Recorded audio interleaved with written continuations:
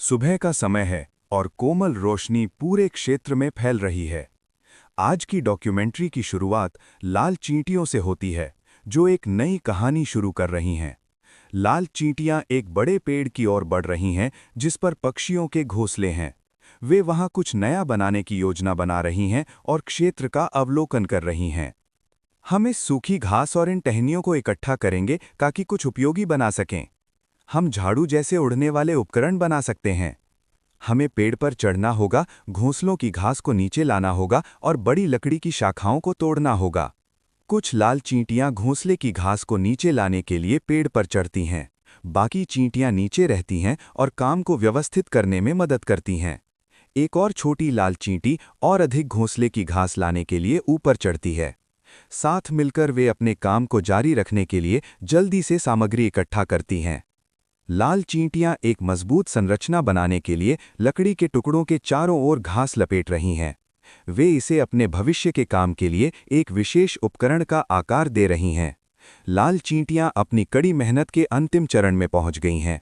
वे उस चीज को पूरा करने के बहुत करीब हैं जिस पर वे शुरुआत से काम कर रही हैं। हम जड़ी बूटी का रस इन उपकरणों पर लगाएंगे, जिससे हम उड़ सकेंगे या हवा में ऊपर उठ सकेंगे। लाल चींटियों को आखिरकार एक बहुत महत्वपूर्ण जड़ी बूटी मिल जाती है, जो उनके काम में मदद कर सकती है। वे उत्साह के साथ सावधानीपूर्वक इसे इकट्ठा करना शुरू करती हैं। लाल चींटियां अपनी संरचना पर एक विशेष जड़ी बूटी का रस लगाती हैं। ये उन्हें एक उड़ने वाली झाड़ू बनाने में मदद करता है। वे जमीन से ऊपर उठ रही हैं। देखो, वे कितनी ऊंची हैं, ये अविश्वसनीय है। ये रस शानदार है। जैसे ही लाल चींटियां रस लगाती हैं, संरचना हिलने लगती है। उड़ने वाली झाड़ू हवा में उठती है और लाल चींटियों को ले जाती है। भाइयों, काली कॉलोनी इंतजार कर रही है, झाड़ू तैयार करो। हम सुबह हमला करेंगे लाल साम्राज्य के लिए। देखो, वहां कॉलोनी है, क्या तुम तैयार हो? बिल्कुल तैयार, चलो वो केक ले लेते हैं। अगर काली चींटियों ने हमें पहचान लिया तो ये समस्या बन सकती है। वे हमें नहीं पहचानेंगी। हमारे पास एक चतुर विचार है। हम ये वेशभूषा पहनेंगे। काली चींटी कॉलोनी के खिलाफ योजना के लिए तैयार हो जाओ।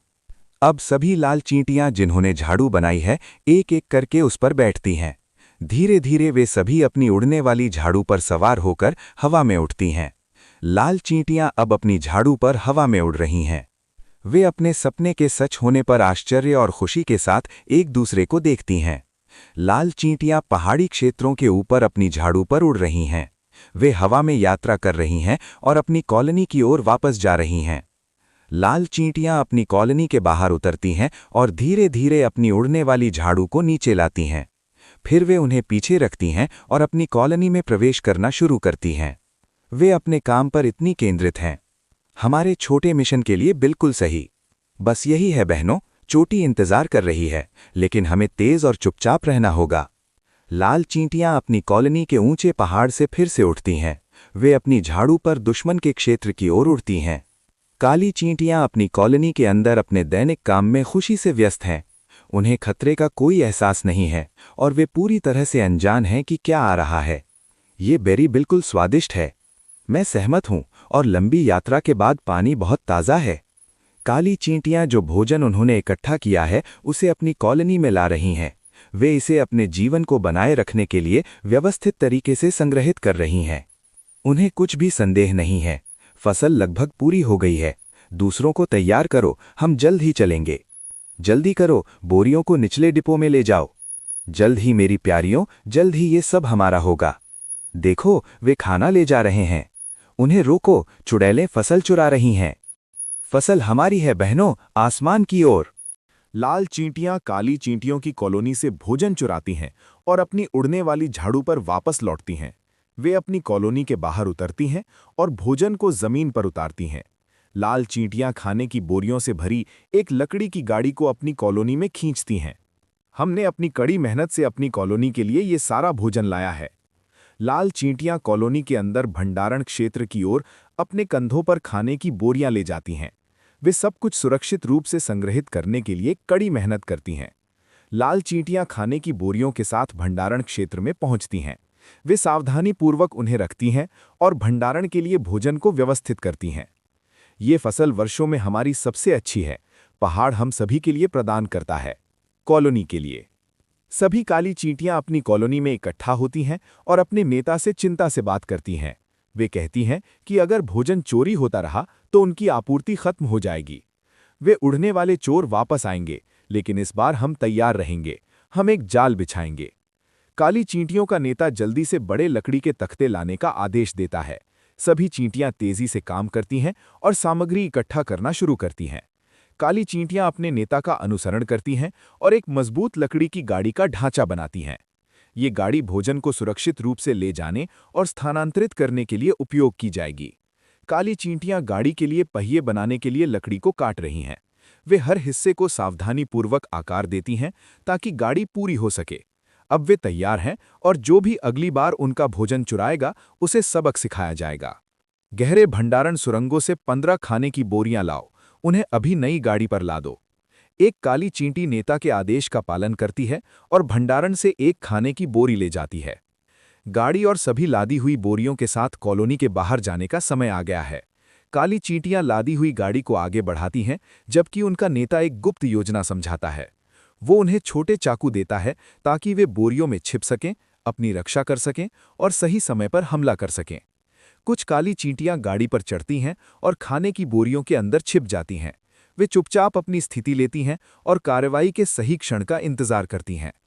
जब संकेत दिया जाए तो तुम्हें गाड़ी को सावधानीपूर्वक कॉलोनी की ओर वापस ले जाना होगा। तैयार रहो।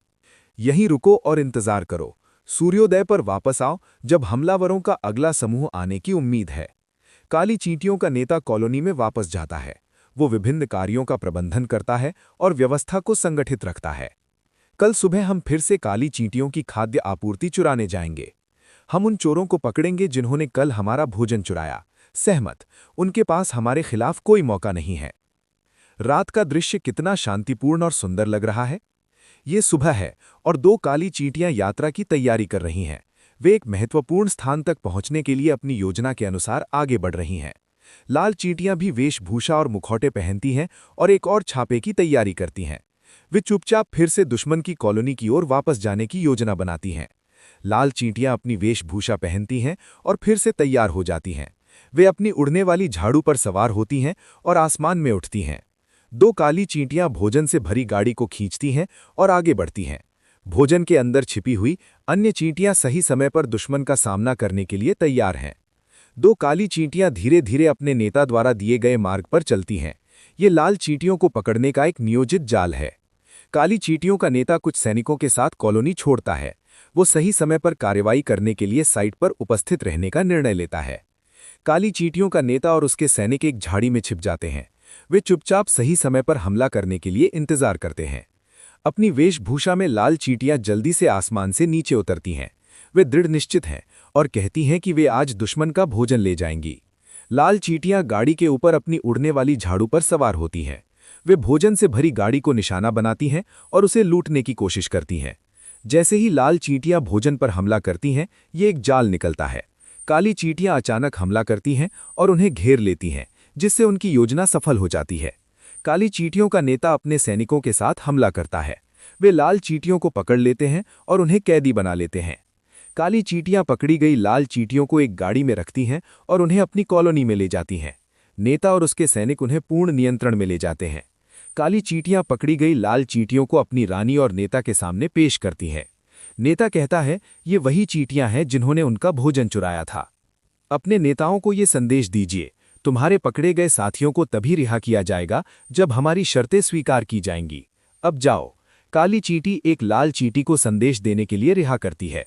लाल चींटी अपनी उड़ने वाली झाड़ू पर सवार होती है और आसमान में अपनी कॉलोनी की ओर जाती है। लाल चींटी संदेश लेकर अपनी कॉलोनी की ओर आसमान में उड़ती है। कहानी एक महत्वपूर्ण मोड़ पर समाप्त होती है और हम अगले भाग में जारी रखेंगे।